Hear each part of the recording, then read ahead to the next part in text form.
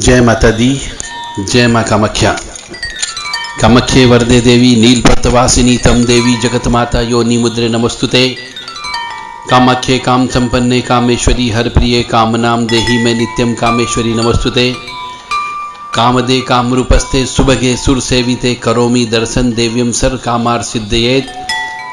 त्रीं त्रीं त्रीं होम होम स्त्रीं स्त्रीं कामाख्ये प्रसीद प्रसीद त्रीं त्रीं त्रीं होम होम स्त्रीं स्त्रीं। ओम ऐं ह्रीं क्लीं चामुंडा विचे ओम ग्लौम होम क्लीं जूम सह ज्वालय ज्वालय जल जल प्रज्वलय प्रज्वलय। ऐं ह्रीं क्लीं चामुंडा विचे जल हम सम लम छम फट स्वाहा। नमस्ते रुद्ररूपिणीं नमस्ते मधुमर्णी नमः केटबहार्णे नमस्ते महिषासुरमर्दनी नमस्ते शुभंत्रा निशुंभासुरघातिनीं जागृतिं हैं महादेवी जपं सिद्धं करुष्मे। ऐं कारी शस्य रूपाय ह्रीं क्वारी प्रतिकालिका क्लीं कारी कामरूपेण बीजरूपे नमस्तुते। चामुंडा चंड घाती च ऐं कारी वेदानी विच्चैं चाय बदा नित्यमस्ते मंत्ररूपिणीं। धाम धीम धौम धूर्जटे पत्नी वाम वें वौं वाग्दीश्वरी। क्राम क्रीं क्रूं कालिका देवी शाम चुम्मे शुभम करू। होम होम होमकार रूपिणीं जम जम जम जम्बनादिनी। ब्रां भ्रीं भ्रूं भैरवी भद्रे भवान्यते नमो नमः। अंकं चम टम तम यम छम बिं दुम ऐं बिं हम छम दिजागम दिजागम। टोटे टोटे दीप्तं कुरु कुरु स्वाहा। पां पीं पुं पाति पूर्णा खां खीं खुं खेशरी तथा म्लां म्लीं म्लूं मूल विस्तीर्ण कुंजिकाय नमो नमः। सां सीं सुं सप्तशती देवे मंत्र सिद्धं करुम्। इदं तुम कुंजिका स्त्रोत मंत्र जागृति हेतवे अभक्ते ने दात्यम गोपितम रक्ष पार्वतीम्। ओम ह्रीं दुर्गाय नमः। क्रीं कालिकाय नमः। ओम ऐं महासरस्वते नमः। ओम ह्रीं चंडिकाय नमः। सभी धर्म प्रेमी बंधुओं को माँ भगवती जगत जननी आद्यशक्ति भवानी चंडमुंड नाशिनी महिषासुर मर्दनी आपका कल्याण करें। जिन मनुष्यों के शरीर के अंदर पवन आती है उन मनुष्यों को कुछ नियम का पालन करना चाहिए। यदि उन नियमों का पालन नहीं करते हैं तो वो मनुष्य बर्बाद हो जाता है, वो परिवार बर्बाद हो जाता है। क्योंकि पवन आने का मतलब है शक्ति का आना। किसी भी शक्ति का आना हो सकता है। भूत प्रेत पिशाच चुड़ैल डाकन जिन जन्नात देवी देवता वीर फकीर पीर कुछ भी आ सकते हैं और ये सब शक्तियां हैं और ये सब पवन के रूप में मनुष्य के शरीर के अंदर प्रवेश करती है। तो ये शक्ति है, ऊर्जा है। शक्ति यानी ऊर्जा। जब किसी के शरीर के अंदर कोई दूसरी शक्ति, कोई पवन अदृश्य शक्ति प्रवेश कर जाती है तो उसके अंदर बहुत बल आ जाता है। चाहे शरीर बहुत दुबला पतला होता है परंतु जब वो प्रवेश कर जाती है तो उसमें कई हजार गुना शक्ति बढ़ जाती है। तो उसमें एक विद्युत ऊर्जा होती है और जिस प्रकार से एक विद्युत ऊर्जा यानी करंट, यदि आप करंट के खुले तार को पकड़ लोगे तो वो विद्युत ऊर्जा आपको मार डालेगी, आपको जला डालेगी। मतलब माफी नहीं होती है उसमें, क्योंकि आपने करंट के नंगे तारों को पकड़ा है। इसी प्रकार यदि आपने इन ऊर्जाओं को पकड़ने की कोशिश करी और इनके नियम कानून से नहीं चले तो आप भी मर जाओगे और उसके अंदर जल जाओगे और जिंदगी बर्बाद हो जाएगी। तो जो इलेक्ट्रिक का काम करते हैं, जो विद्युत ऊर्जा से संबंधित काम करते हैं, वो अपनी सुरक्षा लेकर के उनको जो नियम कानून बताए जाते हैं उसके हिसाब से काम करते हैं कि उनको किस प्रकार से काम करना है कि जलती हुई लाइट में भी उनको करंट नहीं लगता है। इसी प्रकार से जिस मनुष्य के शरीर में ये विद्युत ऊर्जा आती हो, इस प्रकार की ऊर्जा प्रवेश करती है, उनके भी नियम कानून है। और यदि आपने नियम कानून का पालन नहीं किया तो वो ऊर्जा, वो शक्ति आपको जला देगी और उसमें कोई माफी नहीं होती है।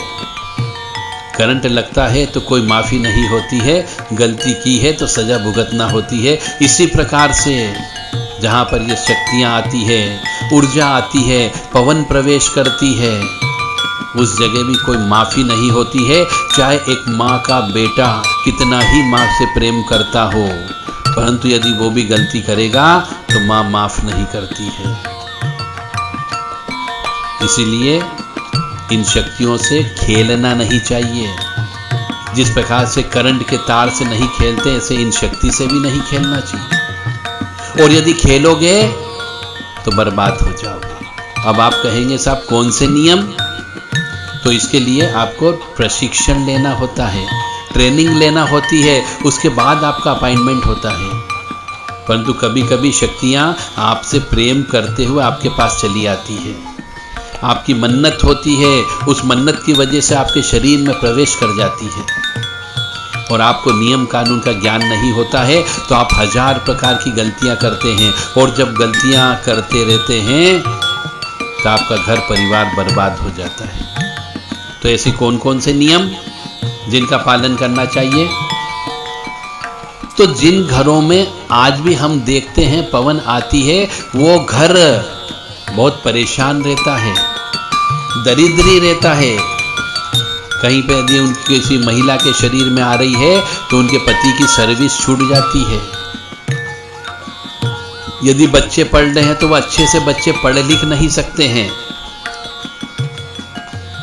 और मकान संपत्ति उनकी नहीं बनती है। वो गरीब घर के गरीब में ही रहते हैं और यदि नियम कानून का पालन नहीं किया तो वो बीमारी दे देते हैं और बीमार ही पड़े रहते हैं।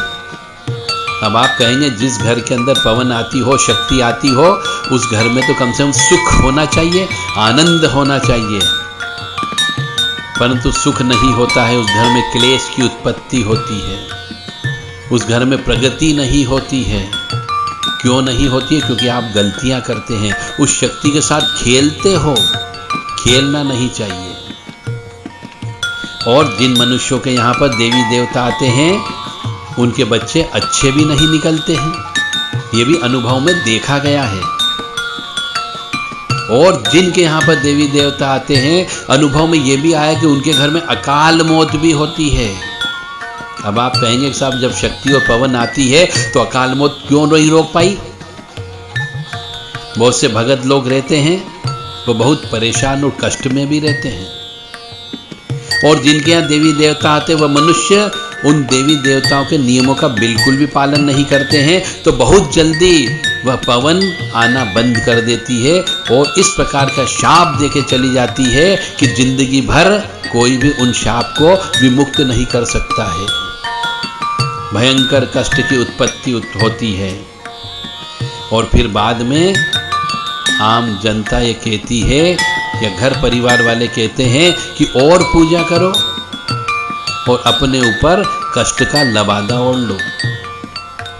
जिसके शरीर में देवी देवता आना बंद हो जाते हैं, वह मनुष्य उस शक्ति से मिलने के लिए बाद में तड़पने लगता है,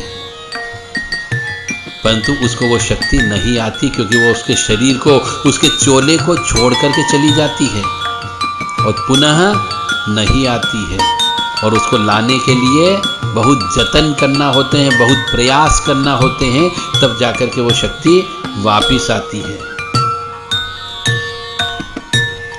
तो जिनके शरीर में ऐसी पवन आती है, उनको भगत भी बोला जाता है।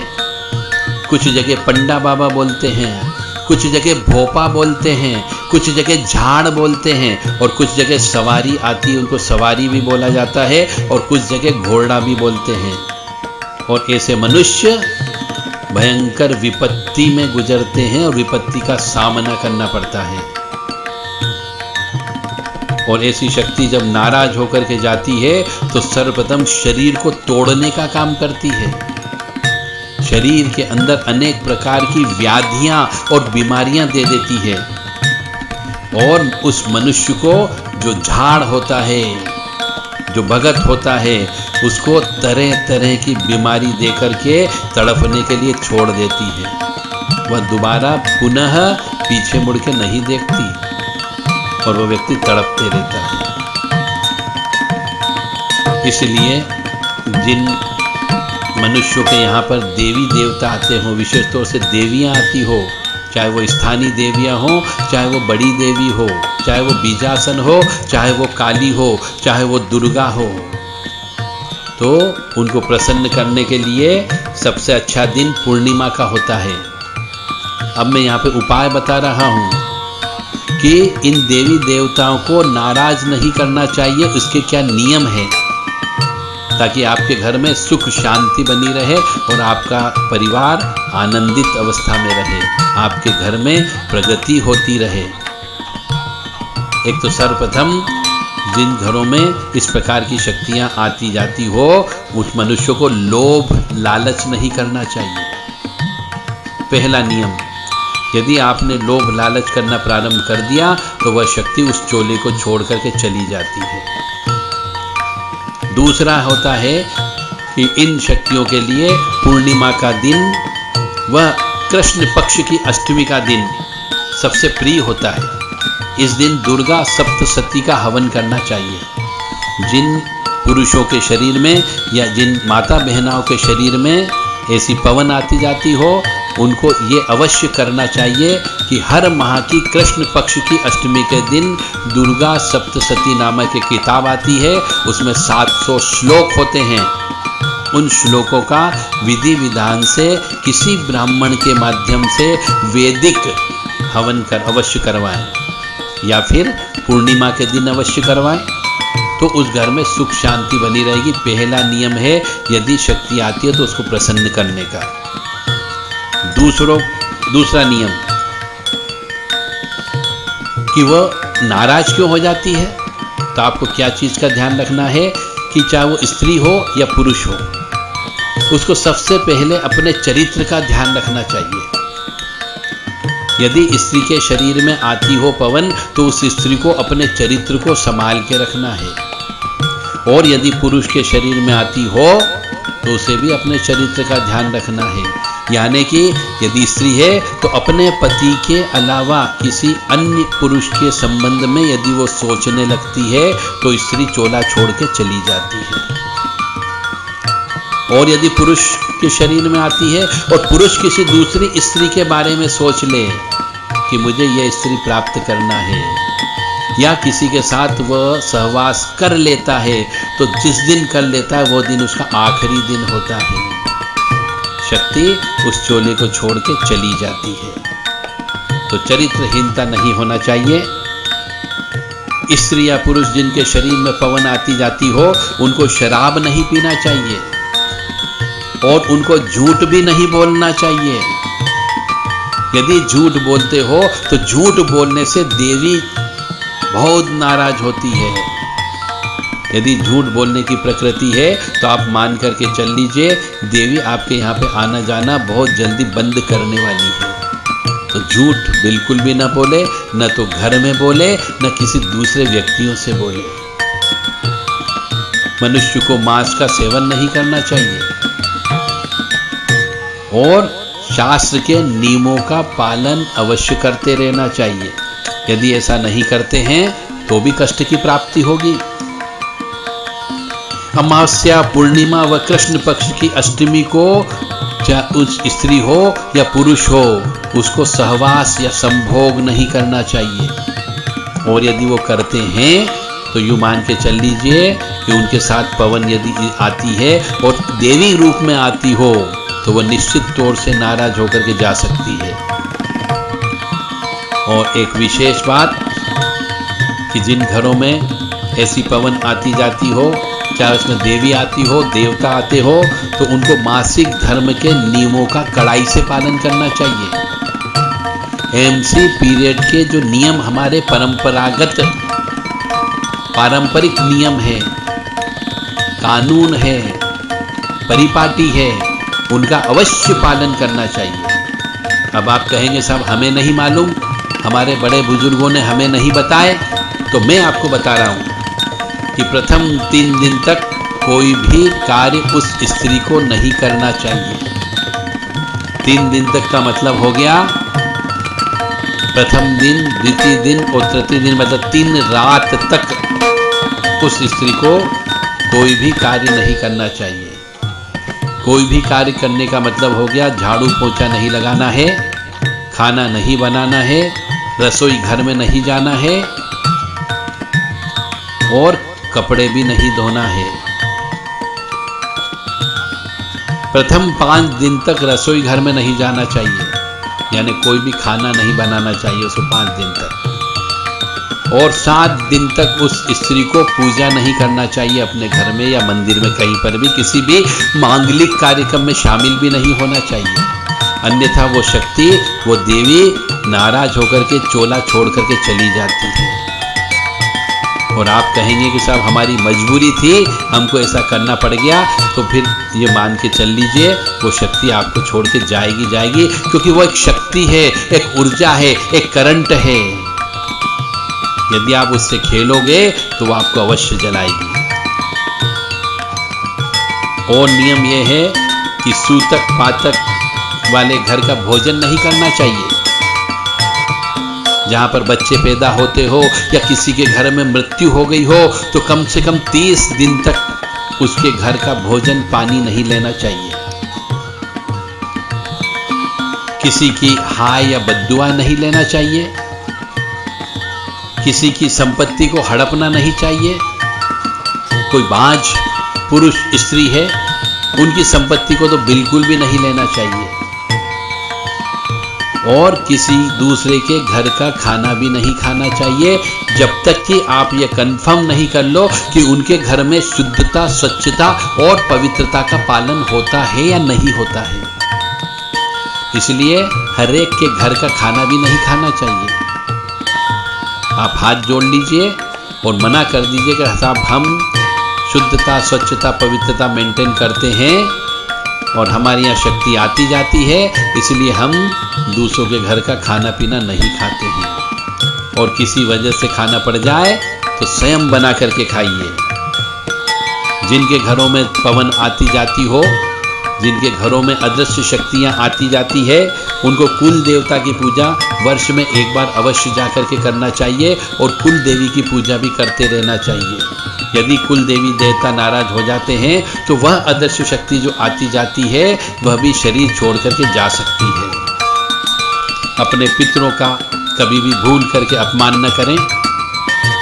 16 श्राद्ध जो होते उसमें विशेष तौर से नियमों का पालन करके उनकी यथाशक्ति यथा योग्य पिंडदान और तर्पण करें। जिनके घरों में पवन आती जाती हो उन मनुष्यों को 16 श्राद्ध में स्त्री संग सहवास नहीं करना चाहिए, और यदि स्त्री है तो उसे पुरुष के संग सहवास नहीं करना चाहिए, अन्यथा वह शक्ति उस शरीर को छोड़कर चली जाती है। जिनके शरीर में अदृश्य शक्ति आती जाती है उनको माता पिता का अपमान नहीं करना चाहिए, गुरु का अपमान नहीं करना चाहिए। और यदि वो इस प्रकार का अपमान करते हैं तो शरीर छोड़ करके वो शक्ति जा सकती है। जिन घरों में ऐसी शक्तियां आती जाती है उन मनुष्यों को वृक्षों को नहीं काटना चाहिए। जो पवित्र वृक्ष हैं, पीपल वृक्ष हैं, आम के वृक्ष हैं, अशोक के वृक्ष हैं, उदुम्बर के वृक्ष हैं, बेल का वृक्ष है, नीम का वृक्ष है, इन वृक्षों को बिल्कुल भी कदापि भूल करके भी काटने का प्रयास न करे, अन्यथा वह शक्ति नाराज हो सकती है। जो भी देवी देवता शरीर में आते हैं उनको रोजाना भोग लगाना चाहिए, उनके सामने दीपक प्रज्वलित करना चाहिए। और ऐसे मनुष्य को जिसके शरीर में अदृश्य शक्ति प्रवेश करती है उसको अमावस्या के दिन किसी न किसी पवित्र नदी में अवश्य स्नान करने जाना ही चाहिए। और यदि आप ऐसा स्नान नहीं करते अमावस्या के दिन तो धीरे धीरे उस शक्ति की शक्ति क्षीण होती जाती है और एक समय के बाद में वह अपना चोला छोड़ के चली जाती है। इसलिए ये नियम बनाए गए हैं कि यदि शक्ति आ रही है आपके यहाँ, कोई अदृश्य शक्ति आ रही है, कोई पवन आ रही है, तो उसमें शुद्धता, स्वच्छता, पवित्रता रखें और अमावस्या के दिन स्नान किसी भी पवित्र नदी में बहते पानी में अवश्य स्नान करें। शरीर पर इत्र का प्रयोग करना चाहिए, शरीर पर इत्र लगाना चाहिए उस मनुष्य को। केशर का तिलक लगाना चाहिए या फिर केशर को अपनी नाभि में लगाना चाहिए। और जो शक्ति अपने यहाँ पर आती जाती हो, जो शरीर में प्रवेश करती हो, उसका यदि कोई मुख्य स्थान हो, उसका हेड ऑफिस हो, तो उस स्थान पर अवश्य वर्ष में एक बार भोग देने यानी प्रणाम करने, उनको भेंट देने के लिए अवश्य जाना चाहिए और उनकी पूजा अर्चना अवश्य करना चाहिए। और अधिकांश जगह देखा गया है कि ऐसे देवी देवता या पवन उन्हीं के घरों में आती है जो गरीब होते हैं, जो दरिद्री होते हैं, और इसका कारण उनकी पिछले जन्म के कर्म होते हैं। हर मनुष्य के शरीर में देवी देवता नहीं आते हैं। जो मांगलिक होते हैं, जो काल सर्प दोष से युक्त होते हैं, अब यानी जन्म पत्रिका के हिसाब से यदि चले तो एक अनुभव में यह आया है कि जो व्यक्ति मांगलिक होता है और काल सर्प दोष से युक्त होता है और पितृ दोष से भी युक्त होता है, या जिन पर तांत्रिक प्रभाव अधिक होता है, उनके शरीर में देवी देवता अवश्य प्रवेश करते हैं।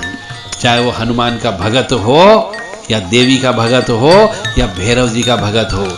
इसका मतलब मांगलिक व्यक्ति है, कालसर्प दोष से युक्त है और साथ में पितृ दोष से युक्त है, तो उसके आत्मा के ऊपर दूसरी आत्मा अवश्य बैठ सकती है। उसको अवश्य इन नियमों का पालन करना चाहिए। अधिकांश शक्तियां शरीर में आने वाली स्थानीय देवी देवता होते हैं, जिन्हें लोक देवता भी कह सकते हैं। और ऐसी शक्तियां जो पहले स्त्री रूप में थी परंतु वह सती हो गई, या जिनकी लड़ाई करते करते हत्या हो गई और वीर गति को प्राप्त हुए, वह वहां के लोक देवता बन जाते हैं और अपने आप को पूजवाने लगते हैं और फिर उनका मंदिर बन जाता है और वो भगवान तुल्य होकर के काम भी करते हैं। तो ये पवन गलतियां करने पर बिल्कुल भी किसी को बख्शती नहीं है, माफी नहीं देती है, सजा अवश्य मिलती है। यह बलि भी मांगते हैं, मुर्गा भी मांगते हैं, कहीं कहीं पर बकरा भी और बकरी भी देना पड़ती है। और कुछ कुछ जगह जो साउथ के कुछ ऐसे देवता हैं जिनको सुअर की बलि भी देना पड़ती है।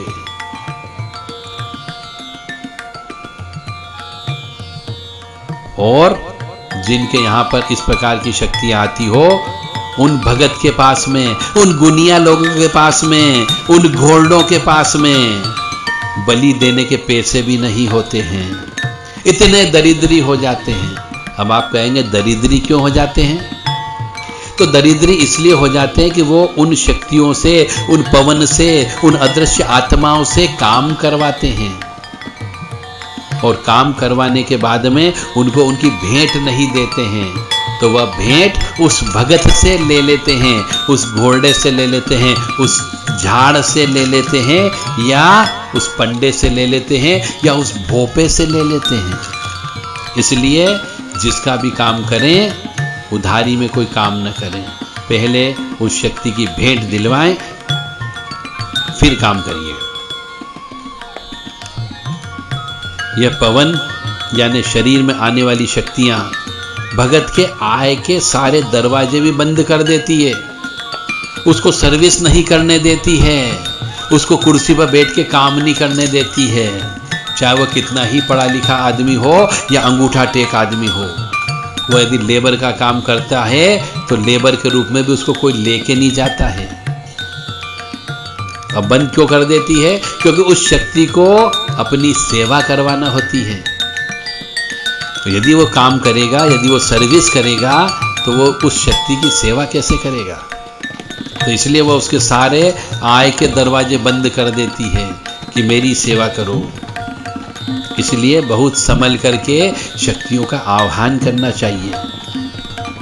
और इस प्रकार की जो लोक देवता होते हैं, जो वीर होते हैं, जो सती देवियां होती है, उनके अधिकांश शक्तियों के मंत्र शाबर मंत्र होते हैं, जो स्थानीय भाषा के होते हैं, जिनमें संस्कृत या वेद के मंत्रों से कोई लेना देना नहीं होता है। वो एक दूसरे की, राम जी की आन बोलते हैं, हनुमान जी की आन बोलते हैं, काली माँ की आन बोल करके काम करवाते हैं। उसके अंदर आन शब्द अवश्य होता है। एक दूसरे की कसम दी जाती है कि अगर ऐसा काम नहीं किया तो ये तुम्हें इसकी कसम है, उसकी कसम है, उसको क्रोध दिलाया जाता है। यह मुख्यतः भूत भी हो सकते हैं, प्रेत भी हो सकते हैं, चुड़ैल डाकन भी हो सकती है, सती भी हो सकती है, जिन जिन्नात भी हो सकते हैं, और ये शमशान की शक्तियां भी हो सकती है जो अपने आप को पुजवाने का काम करती है। इसलिए जो नियम बताए गए हैं, इन नियमों का पालन करें। जिनके यहाँ पवन आती जाती हो, जिनके शरीर के अंदर अपनी आत्मा के ऊपर दूसरी आत्मा आकर के आप परोपकार का कार्य करते हैं, तो उधारी में बिल्कुल भी न करें। जो भी व्यक्ति आए उससे उस शक्ति के निमित्त जो भेंट लगती हो वो भेंट अवश्य उनसे दिलवाएं। और ऐसे घरों में जिनके यहाँ देवी देवता पवन आती हो, उनको माह में एक बार जो मैंने बताया है, या तो पूर्णिमा के दिन या कृष्ण पक्ष की अष्टमी के दिन हवन अवश्य करना चाहिए, अन्यथा आप कष्ट भुगतने के लिए तैयार रहिए। जय माता दी, जय माँ कामाख्या। ओम ऐं ह्रीं क्लीं महादुर्गे नवाक्षरी नव दुर्गे नवात्मिके नव चंडी महामाय महामोय महायोग निद्रे। जय मधुकेत विद्राणी महिषासुरमर्दनी धूम्रलोचन संहंत्री चंडमुंड विनाशिनी रक्त बीजांतके विशु धंसनी शुभ दरबंदी देवी अष्टादश बाहुके कपाल खड़क शूल खड़क दारणी छिन्नमस्तक धारणी रुधिर मांस भोजिनी समस्त भूत प्रेताद योग धंसिनी ब्रह्मोनांद्री स्तुति देवी माँ रक्ष रक्ष मम सर्वसतुनम खादे खादे हिंस हिंस मारे मारे बिंदी बिंदी चिंदी चिंदी उच्चाटे उच्चाटे द्रावे द्रावे शोषे शोषे नाशे नाशे ह्रीं भट ओम भट ओम ऐं ह्रीं क्लीं चामुंडाय विच्चे स्वाहा।